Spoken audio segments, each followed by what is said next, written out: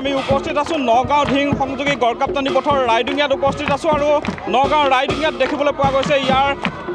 গাঁওখনৰ যিসকল পুৰুষ মহিলা সকলো উভয়ে ওলাই আহিছে আৰু পথ দুৰ্ঘটনা ৰোধ কৰিবৰ বাবে তেওঁলোকে অভিনৱ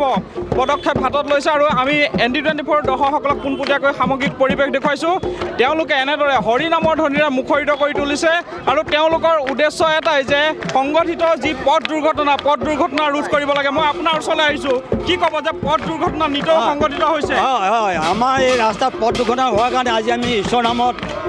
বাট প্ৰশাসন কৰিব ওলাইছোঁ সকলো ৰাইজ জ্বলাই বলাই আহি পেলাই আজি বাট প্ৰশাসন কৰিছে যেনে ঈশ্বৰে সকলোৰ পৰা মুক্ত কৰি দিয়ে সেইকাৰণে বাট প্ৰশাসন কৰিবলৈ আহিছে দেখিবলৈ পোৱা গৈছে যে নগাঁও আৰু ঢিং সংযোগী গড়কাপ্তানি পথটো নতুনকৈ নিৰ্মাণ কৰাৰ পিছত নিতৌ পথ দুৰ্ঘটনা সংঘটিত হৈছে তাৰপিছত আপোনালোকে একত্ৰিত হৈ ৰাইজে এনেদৰে নাম কীৰ্তনৰ মাজেৰে পথ দুৰ্ঘটনা ৰোধৰ চেষ্টা কৰিছে কি ক'ব হয়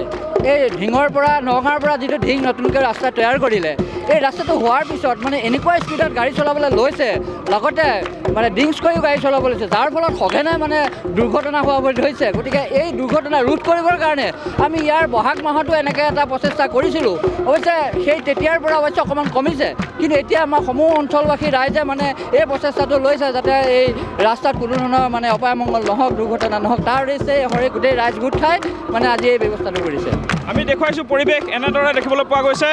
গাঁওখনৰ পুৰুষ মহিলা সকলো ওলাই আহিছে আৰু ওলাই আহি তেওঁলোকে এনেদৰে হৰি নামৰ ধ্বনিৰে মুখৰিত কৰি তুলিছে মই আপোনাৰ ওচৰলৈ আহিছোঁ আইসকল আই মাতৃসকল একত্ৰিত হৈছে পথ দুৰ্ঘটনা ৰোধৰ বাবে আপোনালোকৰ যি প্ৰচেষ্টা কি ক'ব পথ দুৰ্ঘটনাৰ বাবেই হওক বা যিকোনো কাৰণতে নহওক মানুহৰ যিবিলাক সৎগুণবিলাক নাইকিয়া হৈছে সেইবিলাকৰ কাৰণে পথ দুৰ্ঘটনাটো আমাৰ মেইন কথা কিন্তু আমাৰ মানুহৰ মাজত থকা যিবিলাক শান্তিৰ বাতাবৰণ সেইবোৰো নাইকিয়া হৈছে সেইবিলাকৰ কাৰণে আমি একমাত্ৰ ভগৱন্তৰ চৰণত প্ৰাৰ্থনা জনাবৰ কাৰণে সকলোতে সমাজৰ পৰা কুসংস্কৃতিবোৰ নাইকিয়া হওক আৰু সেই মানসেৰে আমি সকলো আই মাতৃ বাপসকল সকলো মিলি আমি এই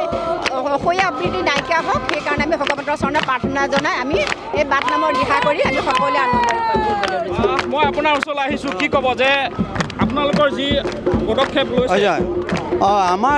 আজি এইটো আমি মহান উদ্দেশ্য লৈ আহিছোঁ যে আমাৰ ৰাস্তাত যি মানে সংঘটিত হৈ আছে যাতে ভগৱানে আমাক নিৰ্মাণ কৰি ৰাখে তাৰ ওচৰত আমি ভগৱানৰ ওচৰত প্ৰাৰ্থনা জনাইছোঁ এয়াই মই ক'বলগীয়া এনেদৰে দেখিবলৈ পোৱা গৈছে নেদেখাজনৰ শৰণাপন্ন হৈ এনেদৰে তেওঁলোকে হৰি নামৰ ধ্বনিৰে মুখৰিত কৰি তুলিছে আৰু এই মুহূৰ্তত আমি নগাঁও ৰাইডিঙিয়াৰ পৰা পোনপটীয়াকৈ দৰ্শকসকলক পৰিৱেশ দেখুৱাইছোঁ যিহেতু নগাঁও আৰু ঢিং সংযোগী যিটো গড়কাপ্তানি পথ এই গড়কাপ্তানি পথৰ ৰাইডিঙিয়াৰ এনেদৰে ৰাইজসকল ওলাই আহিছে আৰু তেওঁলোকৰ উদ্দেশ্য এটাই যে যেনেদৰে যি পথ দুৰ্ঘটনা সংঘটিত হৈছে এই পথ দুৰ্ঘটনা যাতে ৰোধ হয় আৰু ৰাইজ যাতে সজাগ হয় তাৰ বাবে এনেদৰে তেওঁলোকে অভিনৱ ব্যৱস্থা গ্ৰহণ কৰিছে আৰু এনেদৰে হৰি নামৰ ধ্বনিৰে মুখৰিত হৈ পৰা পৰিলক্ষিত হৈছে